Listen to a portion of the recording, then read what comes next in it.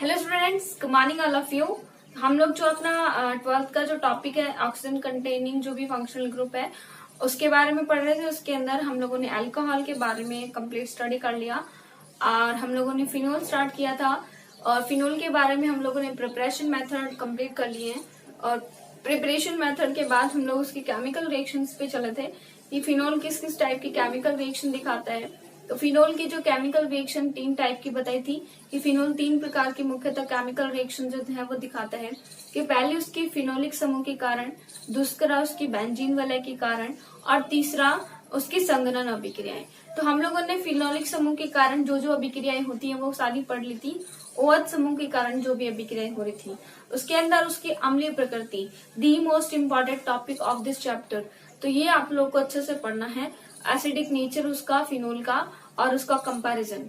ठीक है, उसके बाद हम लोगों ने बेंजीन वलय पे होने वाली जो भी अभिक्रियाएं थी वो पढ़ी थी कि बेंजीन वलय के कारण फिनोल कौन सी अभिक्रियाएं प्रदर्शित करता है। तो बेंजीन वलय के कारण देखो फिनोल जो होता है वो कौन सी अभिक्रियाएं प्रदर्शित की थी लास्ट हम लोगों ने पढ़ी। एक तो हमने पढ़ी थी नाइट्रीकरण, हम लोगों ने पढ़ा सल्फोनीकरण, फ्रिडल क्राफ्ट अभिक्रिया और हम लोगों ने पढ़ी थी ऑक्सीकरण। ये शायद ऑक्सीकरण भी हम लोगों ने पढ़ा था। तो ये हम लोगों ने ऑक्सीकरण तो चलो OH ग्रुप की वजह से तो ऑक्सीकरण नहीं था, अपना यही था, क्या था, नाइट्रीकरण था, सल्फोनीकरण था और फ्रिडल क्राफ्ट रिएक्शंस थी। तो ये सारे रिएक्शंस के बारे में हम लोगों ने पढ़ा था। ठीक है, तो फ्रिडल क्राफ्ट 2 टाइप की रिएक्शन थी, एक तो थी एल्कलीकरण और एक अपनी थी एसिलीकरण। हाँ, उसके बाद हम लोगों ने पढ़ा था ब्रोमीनीकरण, ब्रोमीन के साथ में अभिक्रिया। तो ये 4 रिएक्शन मैंने आपको लास्ट क्लास के अंदर पढ़ा दी थी और ये 4 रिएक्शन आपको अच्छे से समझ में भी आ गई होंगी। और इनका याद रख लेना मैकेनिज्म क्या है का सेम है। क्रियाविधि का जो सेकेंड स्टेप है जहाँ पे वो इलेक्ट्रॉन्स नहीं की भांति व्यवहार जो कर रहे हैं वो सबका सेम है। ठीक है, तो इलेक्ट्रॉन्स नहीं वाला सबका सेम है। तो वो आप लोग क्या करना, इलेक्ट्रॉन्स नहीं चेंज होगा बस, और आप उसको क्रियाविधि का जो सेकंड स्टेप होगा वो लगभग सब में सेम होगा।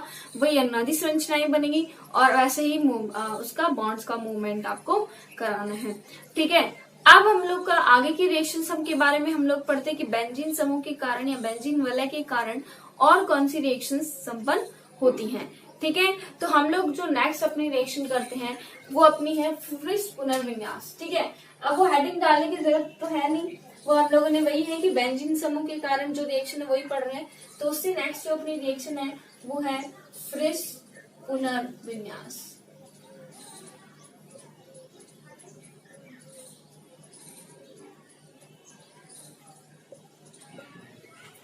फ्रिस पुनर्विन्यास में क्या होता है, देखो सबसे पहले हम लोग जो फिनोल होता है उस फिनोल की अभिक्रिया हम लोग किसके साथ कराते हैं, एसिल क्लोराइड। किसके साथ कराते हैं, एसिल क्लोराइड के साथ। जब फिनोल की आप एसिल क्लोराइड के साथ अभिक्रिया कराते हो तो क्या होता है, उसके जो फिनोलिक समूह होता है OH जो समूह होता है उस पे ये एसिल क्लोराइड जाके जुड़ जाते हैं। ठीक है, उसके बाद हम लोग उसकी रिएक्शन कराते हैं AlCl3 की उपस्थिति में उसे गर्म कराते हैं।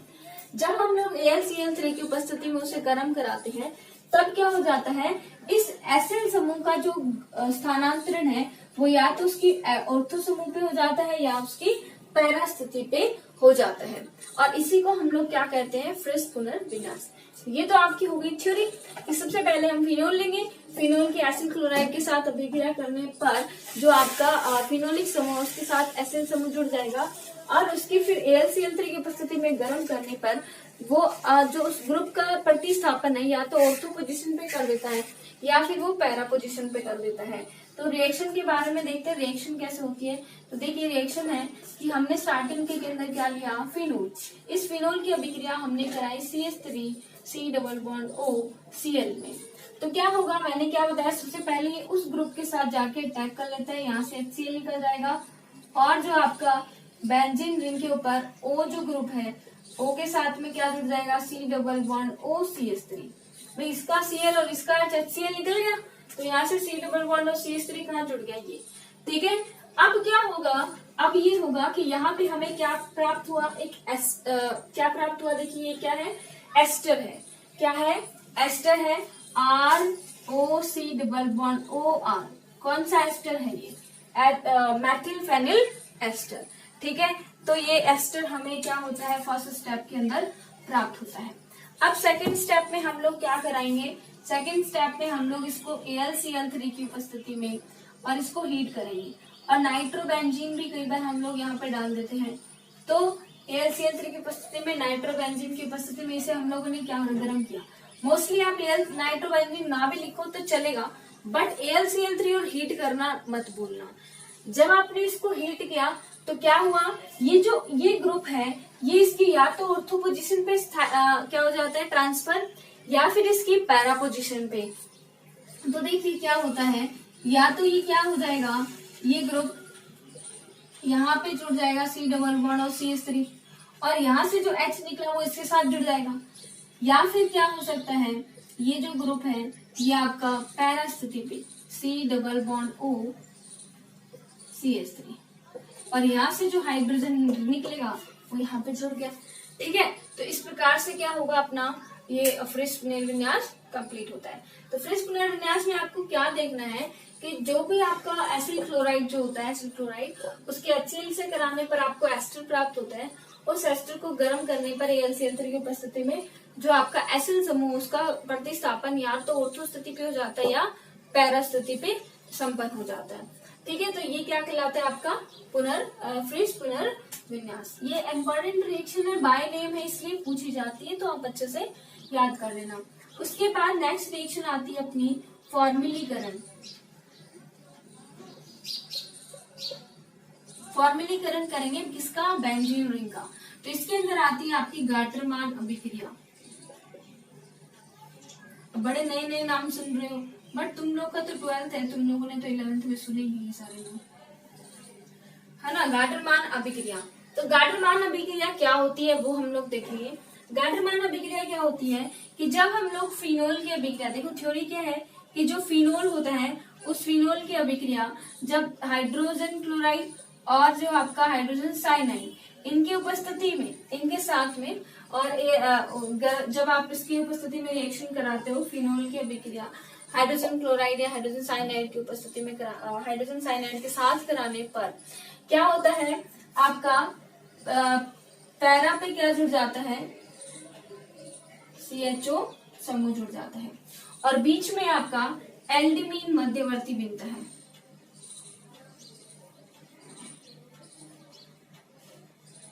यानी कि सबसे पहले जब इन दोनों की रिएक्शन कराएंगे तो कुछ एल्डिमीन बनेगा, उस एल्डिमीन का हम लोग क्या कराते हैं, जल अपघटन।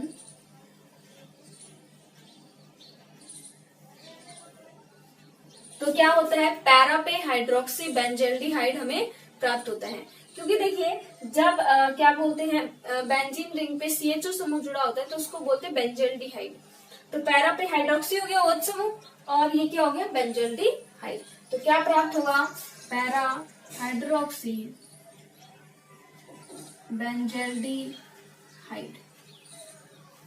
ठीक है, ये प्राप्त होगा। अब चलते हैं रिएक्शन पे, भी होगा क्या रिएक्शन में। तो हमने क्या लिया, फिनोल लिया, उस फिनोल की अभिक्रिया किसके साथ करानी है, HCl plus HCN, HCl plus HCN। तो आपका क्या होगा, यहाँ पर एक मध्यवर्ती बनेगा, उस मध्यवर्ती को, मैं तो डायरेक्ट रिएक्शन बता रही हूँ एक बार, उस मध्यवर्ती का आप जल अपघटन कराओगे तो क्या बनेगा आपके पास में OH और CH, पैरा हाइड्रोक्सी बेंजल्डिहाइड। अब ये कैसे हुआ, तो वो हमें किससे पता चलेगा, उसकी क्रियाविधि से। ठीक है, तो क्रियाविधि पे चलते हैं।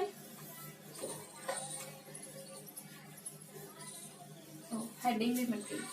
ठीक है, तो क्रियाविधि में सबसे फर्स्ट स्टेप में हम लोग का फर्स्ट स्टेप क्या होता है कि जो HCl होता है वो HCN के साथ रिएक्शन करता है। अब मैं आपको बता दूं HCN की स्ट्रक्चर होती है इस प्रकार से, साइनाइड के बीच में ट्रिपल बॉन्ड होता है, तो बताइए जब इस प्रकार से होता है तो ये HCl इस पे क्या करता है, जुड़ता है। तो ये क्या होता है, CHCl C double bond NH। समझ आया, मैंने क्या जोड़ा कि इसका जो नेगेटिव वाला पार्ट है वो नेगेटिव वाला पार्ट तो इस कार्बन से जुड़ा है, क्योंकि आप लोग इनमें देखो, इनमें ये वाला पॉजिटिव पार्ट है पार्शली और ये वाला नेगेटिव है, बिकॉज नाइट्रोजन तो क्या होता है, इलेक्ट्रोनेगेटिविटी कार्बन से ज्यादा होती है। तो ये वाला इसके अंदर से पार्शली पॉजिटिव है और ये वाला पार्शली नेगेटिव है, और इसमें से क्या है, ये पार्शली पॉजिटिव और ये पार्शली नेगेटिव है। तो Cl पॉजिटिव के साथ जुड़ेगा और ये पॉजिटिव इसे नेगेटिव के साथ में, तो हो गया ट्रिपल बॉन्ड किसके अंदर हो जाएगा, डबल बॉन्ड के अंदर।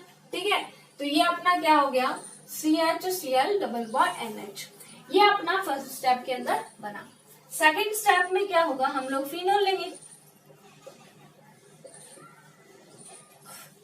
इस फिनोल की अभिक्रिया आप किसके साथ कराते हो, इसके साथ कराते हो। ठीक है, तो पैरा पोजीशन से क्या करते हैं, ये अटैक करते हैं। अब देखिए आपके सिलेबस के अंदर इतना डिटेल से तो वैसे नहीं है, लेकिन फिर भी मैं आपको बता दूं कि पैरा स्थिति से कैसे करते हैं। तो देखिए ये क्या होता है, ऑक्सीजन के पास आपको पता है लोन पेयर होते हैं, ये ऑक्सीजन का लोन पेयर इसको देना चाहेगा, तो ये वाला बॉन्ड इधर खिसकता है और ये वाला इधर आता है, और यहाँ पे जो नेगेटिव क्रिएट होता है वो यहाँ से मतलब इस पे अटैक करता है और यहाँ से Cl फिर बाहर, और यहाँ से जो हाइड्रोजन और ये Cl क्या निकल जाता है, यहाँ से HCl क्या निकल जाता है, HCl। तो हम लोग क्या करते हैं, इसकी जो अभिक्रिया ये जो अभिक्रिया होती है, ये अभिक्रिया होती है आपकी H2SO4 कंसंट्रेटेड H2SO4 ले लो चाहे कंसंट्रेटेड HCl, इसकी उपस्थिति में ये रिएक्शन क्या होती है, संपन्न होती है। तो एक्चुअली क्या हुआ कि ये बॉन्ड इधर गया, ये बॉन्ड इधर गया, ये बॉन्ड इधर गया, इस टाइप से क्या हुआ, मैं आपको चलो इजीली बता देती हूँ। ये इधर आएगा, ओके, फिर ये वाला बॉन्ड इधर आया, ये वाला बॉन्ड इधर, तो इस पे क्या आ गया, नेगेटिव, और इस नेगेटिव ने किस पे अटैक किया, इस पे, तो ये Cl क्या हो गया, बाहर। तो एक्चुअली देखिए मैं आपको बनाना बताऊंगी नहीं, सिर्फ मैं आपको समझा देती हूँ कि इस प्रकार से बनेगा। कॉपी के अंदर आप ये मत बनाना चाहें। यहाँ पे क्या बन गया, OH पॉजिटिव, और ये वाला बॉन्ड यहाँ पे आ गया, ये तो यहाँ पे है ही, और इस नेगेटिव के साथ क्या जुड़ गया, CS डबल बॉन्ड NH, और यहाँ से वो वाला हाइड्रोजन है। अब चूंकि ये हाइड्रोजन स्थायी तो है नहीं, फिर से अपने दोनों बॉन्ड इधर दे जाएगा, ये इधर और ये इधर, तो फिर से ये जो हाइड्रोजन है ये किसके साथ निकल जाएगा, HCl के साथ में, तो HCl यहाँ से निकल जाते हैं, और इस पर क्या जुड़ा रह जाता है, CS डबल बॉन्ड NH। ठीक है, समझ आया, इस पर क्या जुड़ा रहता है, CS डबल बॉन्ड NH, और दोबारा ऐसी पोजीशन बन जाती है। तो आप लोग डायरेक्टली इसका क्या लिख सकते हो कि आप डायरेक्टली इसको क्या बना सकते हो कि पैरा पोजीशन पे आपको क्या बनाना होगा, पैरा पोजीशन पे ये समूह जोड़ देना है। याद रखना पैरा पे ही आपको जोड़ना है, CS डबल बॉन्ड NH, इसको बोलते हैं LD मीन, और ये यहाँ पे एक मध्यवर्ती के रूप में बनता है, यानी कि ये हमें रिएक्शन के अंदर मिलता है, दिखाई देता है। ठीक है, रिएक्शन में इसकी उपस्थिति हम पता लगा सकते हैं। तो ये बना है मध्यवर्ती आपका।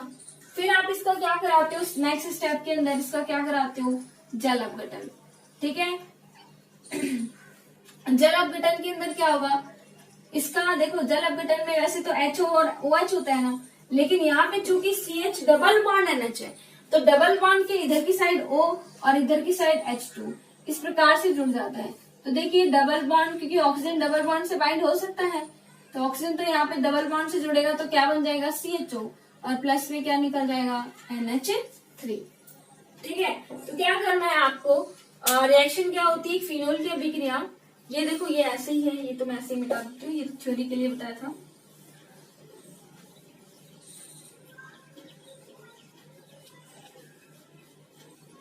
ठीक है, तो हम लोगों ने क्या किया, फिनोल की अभिक्रिया HCl के साथ में H2SO4 या सांद्र HCl की उपस्थिति में कराते हैं, तो पैरा हाइड्रोक्सी बेंजोल्डिहाइड प्राप्त होता है।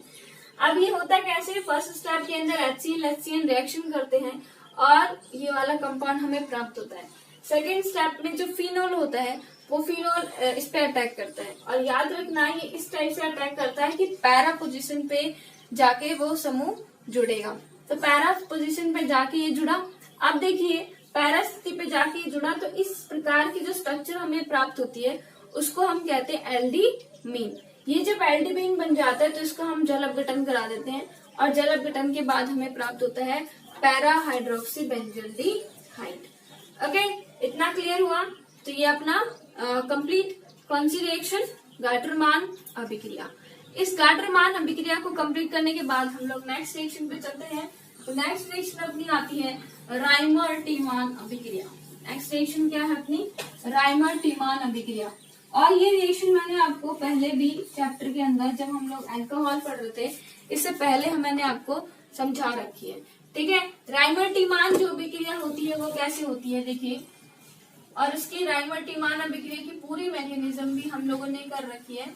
तो राइमर टीमान अभिक्रिया मैं यहाँ पे आपको डायरेक्टली लिख देती हूँ, क्योंकि पहले पूरी मैकेनिज्म हो चुकी है, वहां से आप अच्छे से देख लीजिएगा कि फिनोल की अभिक्रिया जब हम लोग क्लोरोफॉर्म के साथ कराते हैं, यह अभिक्रिया हम लोगों ने की थी जब हम लोगों ने क्लोरोफॉर्म की अभिक्रिया पढ़नी शुरू की थी। क्लोरोफॉर्म जो इससे लास्ट चैप्टर के अंदर था, जो हैलोजन डेरिवेटिव चैप्टर था, हैलोजन डेरिवेटिव चैप्टर में हम लोगों ने क्लोरोफॉर्म की रिएक्शन देखी थी। तो क्लोरोफॉर्म की जो अभिक्रिया के अंदर जो ये थी वो ये रिएक्शन थी राइमर टीमान अभिक्रिया, और वहां पे हमने इसका मैकेनिज्म समेत पढ़ा है। तो हम लोग फिनोल की अभिक्रिया जब क्लोरोफॉर्म के साथ कराते हैं, 3 क्लोरीन है तो 3 KOH के मोल लेंगे। ठीक है, 3 KOH के मोल लेंगे, तो यहाँ पे अपना क्या हो जाता है,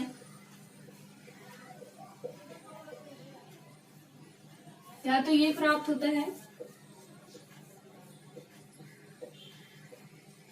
या फिर ये प्राप्त, या तो ऑर्थो पे या पैरा पे, ऑर्थो हाइड्रोक्सी बेंजल्डिहाइड या फिर पैरा हाइड्रोक्सी बेंजल्डिहाइड हमें क्या होते हैं, प्राप्त होते हैं। तो ये अपनी क्या होती है, राइमर टीमान अभिक्रिया। ये तो राइमर टीमान अभिक्रिया होगी। उसके बाद नेक्स्ट रिएक्शन अपनी आती है कार्बोक्सिलीकरण।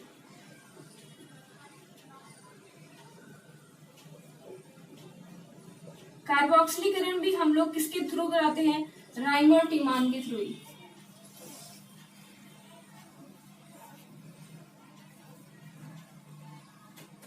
कैसे देखिए कि जब हम लोग इसी फिनोल की अभिक्रिया, इसी की अभिक्रिया अगर आप कार्बन टेट्राक्लोराइड के साथ करा देते हो, कार्बन टेट्राक्लोराइड क्लोरीन कितने हैं, 4 है, तो हम लोग KOH के मोल कितने हो जाएंगे, 4 KOH। ठीक है, इसकी उपस्थिति में कराएंगे तो जब बेंजल्डिहाइड जहाँ पे प्राप्त हो रहा था, उस एल्डिहाइड का फिर से क्या हो जाता है, ऑक्सीडेशन, और वो किसके अंदर प्राप्त हो जाता है, अपना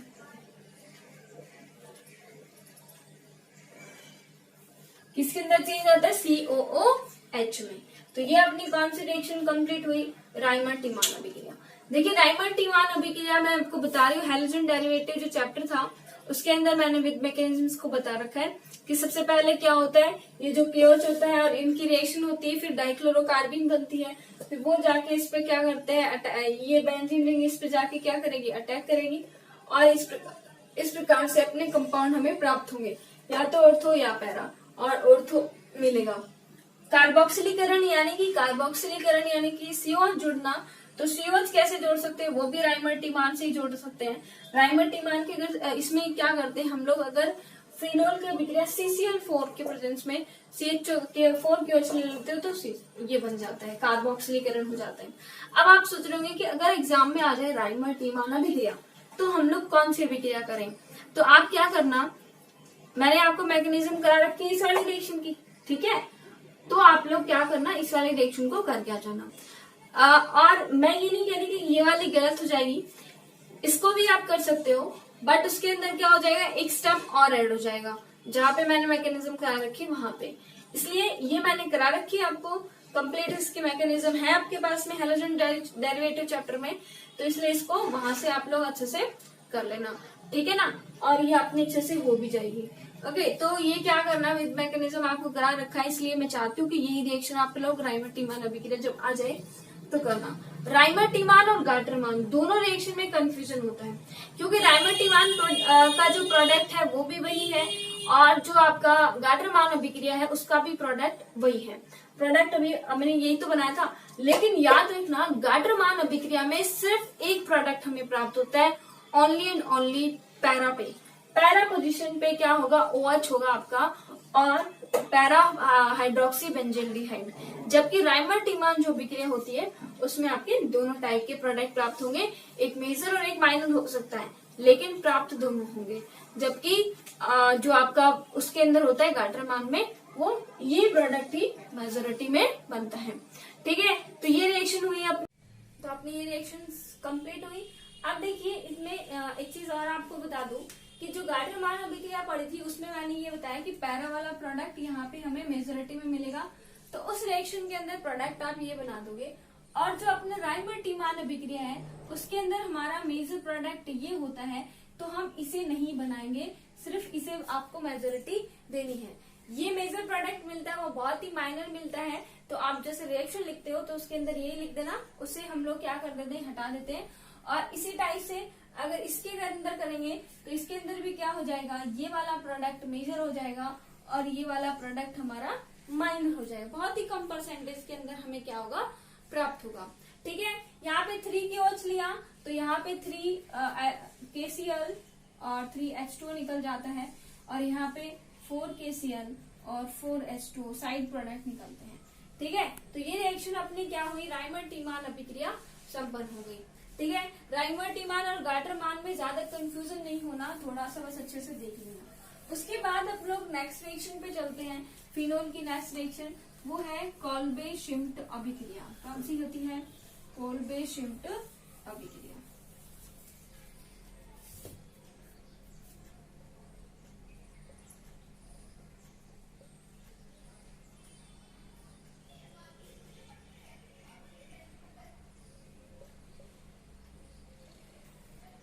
इस कोल्बे-शिम्ट अभिक्रिया में हम लोग क्या करते हैं, सबसे पहले हम लोग क्या लेंगे, फिनोल लेंगे।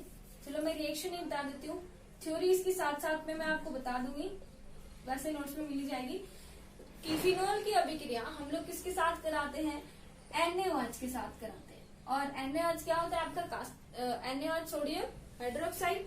तो NaOH के साथ जब आप कराते हो तो आपको पता है क्या प्राप्त हो जाता है, सोडियम फिनोक्साइड हमें प्राप्त हो जाता है। क्या प्राप्त हो जाता है, ONA। ONA means sodium phenoxide. ठीक है, और यहाँ से क्या निकल जाता है, H2O।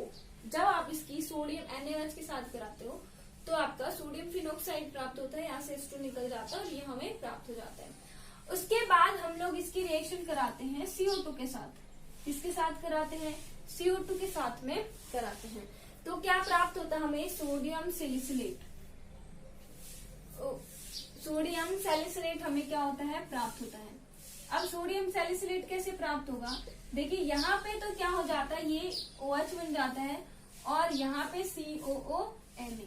ये क्या है, सोडियम सैलिसिलेट।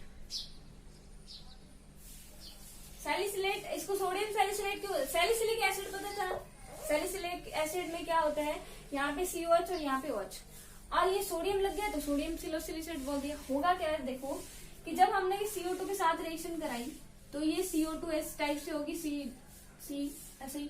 ठीक है, तो ये वाला क्या होता है कि यहाँ पे ऐसे ही बॉन्ड्स का मूवमेंट होता है, यहाँ पे तो लग जाता है, यहाँ से एक हाइड्रोजन फ्री होगा, उस हाइड्रोजन तो जुड़ जाएगा यहाँ पे, और ये वाला जो ग्रुप है वो COO और ये Na इसके साथ में जुड़ जाता है। फिर ये जो सोडियम सैलिसिलेट एक थोड़ी देर के लिए बनता है, उसके बाद हम लोग इसकी रिएक्शन किसके साथ कराते हैं, HCl के साथ में करा देते हैं। जब हम इसकी रिएक्शन HCl के साथ करा देते हैं तो यहाँ से क्या निकल जाता है, NaCl। यहाँ से NaCl निकलने के बाद आपका क्या प्राप्त हो गया बताने जरा, सैलिसिलिक अम्ल। क्या प्राप्त हो गया, सैलिसिलिक अम्ल। देखिए अगर ये COH इसके ऑर्थो पोजीशन पे COH है तब तो उसको बोलते हैं सैलिसिलिक अम्ल। अगर यहाँ पे CHO होता तो उसको बोलते हैं सैलिसिल्डिहाइड, क्योंकि वो एल्डिहाइड है। ठीक है, तो इनका नाम सेम सा ही होता है। अगर COH होता है तो सैलिसिलिक अम्ल, और अगर COH होता है तो सैलिसिलिक अम्ल, CHO होता है तो सैलिसिल्डिहाइड। ठीक है, तो ये अपनी रिएक्शन हो गई कौन सी, कोल्बे-शिम्ट अभिक्रिया। नेक्स्ट रिएक्शन देखिए मैं यहीं पे करा देती हूँ आपको। नेक्स्ट रिएक्शन अपनी होती है हाइड्रोजनीकरण।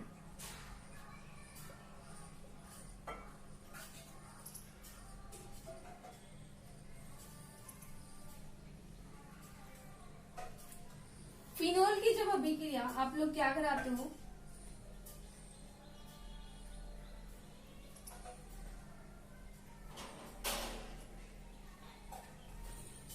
किसी निकल उत्प्रेरक या प्लैटिनम उत्प्रेरक इनकी उपस्थिति में अभिक्रिया कराते हो।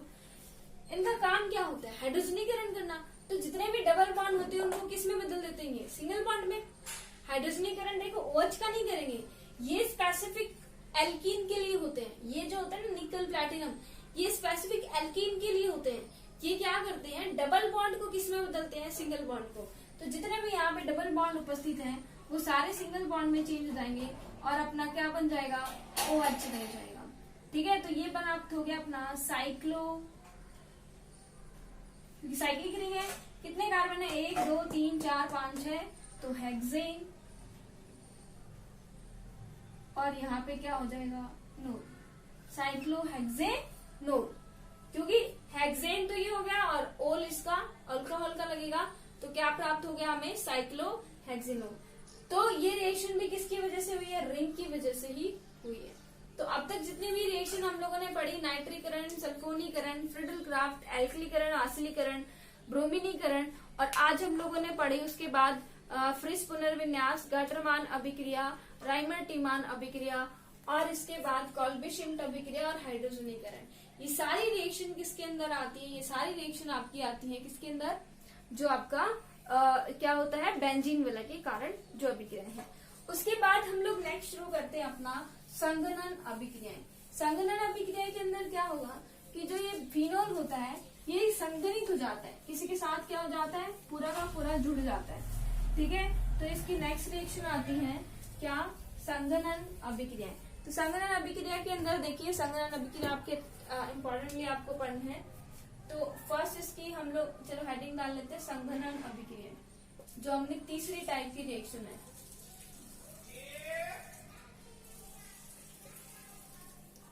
इस संघनन अभिक्रिया में फर्स्ट हम देखते हैं एसीटोन के साथ में।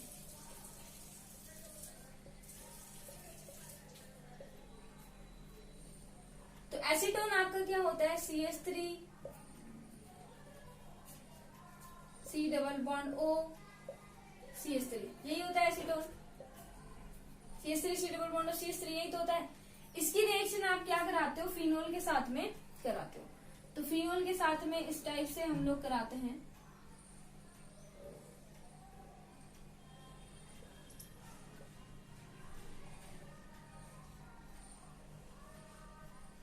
अब देखिए, आप लोग ऐसा मत सोचना कि यहीं पे हाइड्रोजन है, इसके प्रत्येक कार्बन पे हाइड्रोजन है, OH वाले को छोड़ के। OH वाले पे तो OH हो गया, तो वहां तो होगा नहीं, बाकी प्रत्येक कार्बन पे इसके हाइड्रोजन है। तो क्या होगा, इसके ये जो 2 हाइड्रोजन है और इसका ये वाला ऑक्सीजन है, ये यहाँ से क्या हो जाता है, निकल जाता है, और क्या हो जाता है उसके बाद में ये सारा का सारा इससे जुड़ जाता है। तो क्या जुड़ जाता है, CH3 CH3, और इसके साथ एक तो इधर रिंग के साथ जुड़ गया, एक इधर। ठीक है, ये किसके साथ, एक तो इसके साथ बॉन्ड बनाएगा,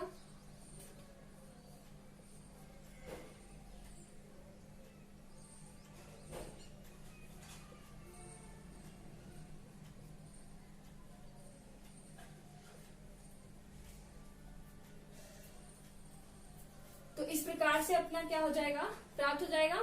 तो ये बिस्फिनोल हमें प्राप्त हो गया, दोनों जो फिनोल रिंग है ये में जुड़ गई है। तो इस टाइप से अपना क्या हुआ, जो डबल बॉन्ड था वो डबल बॉन्ड से यहाँ से क्या निकल जाता है, H2O। तो इस प्रकार से एसीटोन के साथ में अभिक्रिया करके क्या दे देते हैं, ये बिस्फिनोल। इसी टाइप से बेंजीन जो डाइजोनियम क्लोराइड होता है, डाइजोनियम क्लोराइड के साथ में भी ये रिएक्शन करते हैं।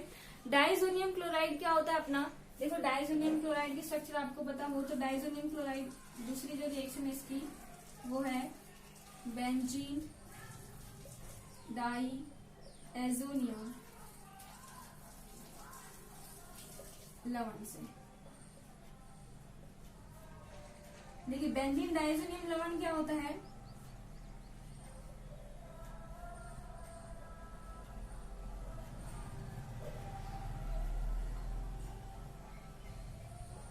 यही होता है। अब इसके साथ में क्या करते हैं, ऐसे फिनोल रिएक्शन करती है।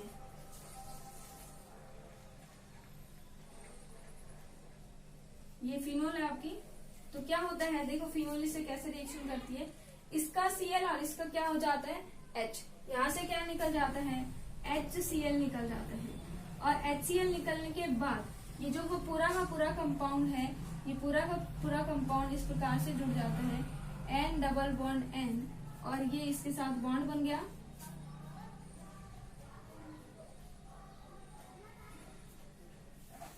तो इसका नाम होता है पैरा हाइड्रोक्सी एजोबेंजीन। और ये रिएक्शन बहुत ही इंपॉर्टेंट है, ये कई बार पूछी जाती है। कई बार कैसे पूछते हैं कि जो बेंजीन डाइजोनियम लवण होता है वो फिनोल के साथ युग्मन अभिक्रिया बोल सकते हैं, जुड़ी तो रहा है, और संघनन अभिक्रिया कैसे प्रदर्शित करता है। तो ये फिनोल के साथ में जो ये डाइजोनियम क्लोराइड है ये जुड़कर इस प्रकार से जुड़ता है, HCl निकलता है और क्या प्रोडक्ट देता है, पैरा हाइड्रोक्सी एजोबेंजीन। ये अपना क्या हुई, संघनन अभिक्रिया। उसके बाद में भी एक दो चार रिएक्शन और है, 2 रिएक्शन और लेटरमिनास से और फेरिक एनहाइड्राइड के साथ में, देन फिनोल के यूजेस। उसके बाद में अपना स्टार्ट हो जाएगा ईथर। ठीक है, इतना आप अच्छे से इन रिएक्शंस को कीजिए और अपने अच्छे से स्टडी कीजिए, और फिलहाल अपना अच्छे से फोकस इन्हीं क्लासेस पे रखिए, क्योंकि आपकी ऐसे ही क्लासेस मुझे लग रहा है आगे कंटिन्यू चलने वाली है। दैट्स वाई आपको सिलेबस इसी पे करना होगा, तो इसलिए अपने सिलेबस को बी सीरियस, थोड़ा सा सीरियस लेके पढ़ लीजिए। ओके, चलो ये वाला हुआ अपना, बाकी हम कल पढ़ेंगे और फिर मिलते हैं नेक्स्ट वीडियो में। Okay, bye.